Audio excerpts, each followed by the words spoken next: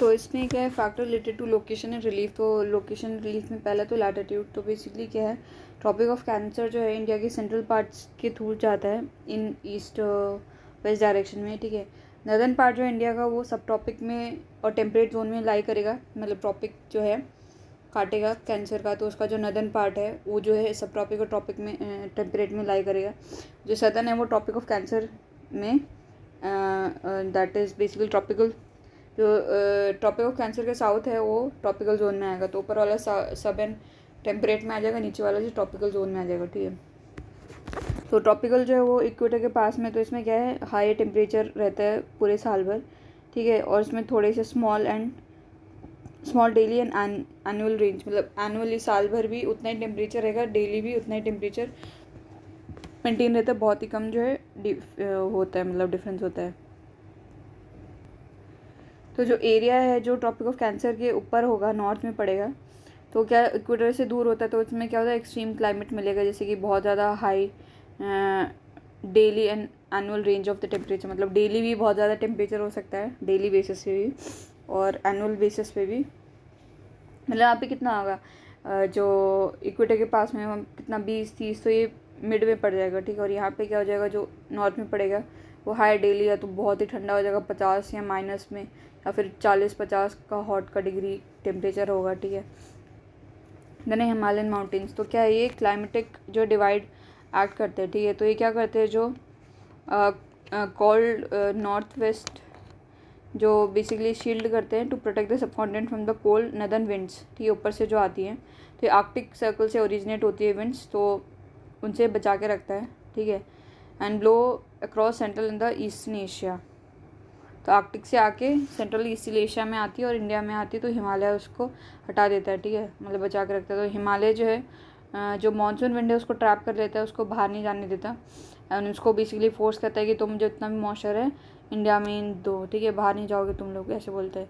And distribution of land and water, ठीक है। तो इंडिया जो है बेसिकली इंडियन ओशन है उसके बगल में तीनों साइड में, ठीक है, साउथ में, और माउंटेन है नॉर्थ में, ठीक है। तो इसमें क्या होता है कि ये हो गया, ठीक है।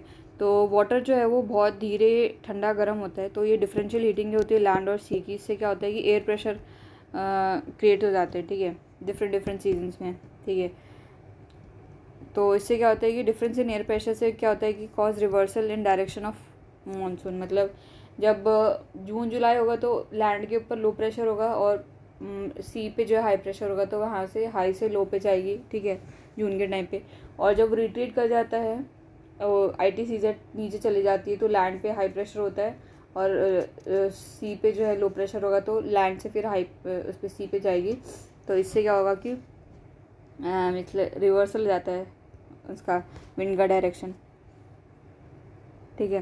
देन इसके बाद में डिस्टेंस फ्रॉम द सी, ठीक है। देन है क्या है, कोस्ट लाइन के पास में बहुत सारा कोस्टल एरियाज में क्या होता है कि इक्वेबल क्लाइमेट होता है, एक जैसा सा ही होता है, ठीक है। जो एरिया अंदर में होता है, इंटीरियर होते हैं, तो वो जो सी में क्या होता है, मॉडरेटिंग इन्फ्लुएंस होता है, मतलब ना ज़्यादा गर्म ना ज़्यादा ठंडा, और जो अंदर होता है वहाँ पे एक्सट्रीम टेम्परेचर हो जाएगा, ठीक है। तो इससे क्या होता है, जो मुंबई और कोलकाता में रहते हैं ना, कोंकण में, वो क्या, उनको क्या बोलते हैं, एक्सट्रीम टेम्परेचर का पता ही नहीं रहता, ठीक है, और सीजन चेंज का भी नहीं पता रहता उनको, ठीक है, क्योंकि वहाँ पे एक जैसा ही रहता है through out.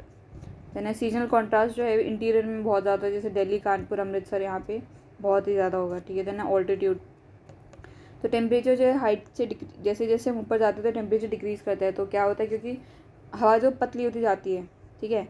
And places in the mountain are cooler than the places on the plain, ठीक है। तो जो माउंटेन पे होती है वो जगह वो ठंडी होती है एज़ कम्पेयर टू प्लेन। जैसे एग्जांपल जो है आगरा और दार्जिलिंग जो है वो सेम लैटिट्यूड पे पड़ेंगे, बट उनका जो जनवरी का टेम्परेचर होता है वो आगरा में 16 होता है और दार्जिलिंग में 4 होता है, क्योंकि वो हायर ऑल्टीट्यूड पे पड़ जाएगा, ठीक है। देन रिलीफ में होता है फिजियोग्राफी और रिलीफ, ठीक है, वो भी टेम्परेचर, एयर प्रेशर और direction, speed of the wind, amount, distribution of rainfall, इनको इफेक्ट करेगा, ठीक है। रिलीफ मतलब प्लेन या फिर माउंटेन हो जाएगा, प्लेट्यू, प्लेन, माउंटेन, इनको बोलेंगे रिलीफ, ठीक है। तो जो विंडवर्ड साइड हो जाएगा वेस्टर्न घाट का, ठीक है, और जो असम होता है, windward side of the western Ghat and Assam, यहाँ पे बहुत ज़्यादा जो है बारिश होती है जून और सितंबर में, ठीक है।